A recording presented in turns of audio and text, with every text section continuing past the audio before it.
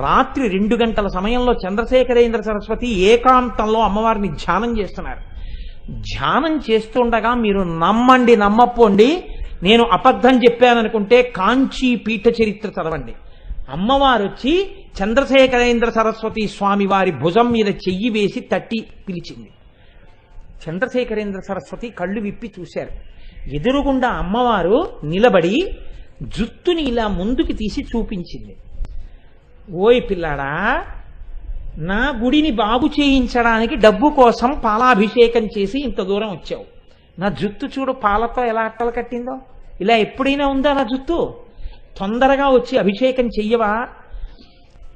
నా గుడి బాగు చేయించడానికి నువ్వు వెళ్ళి డబ్బు అడగాల? నన్ను అడిగితే నేను ఇవ్వనా అంది. అంతే. ఆయన ధ్యానంలోంచి లేచి వెంటనే బ్రిటిష్ వాళ్ళకి కబురు చేశారు, తలుపులు తీయండి, నేను కంచె వెళ్ళిపోవాలి.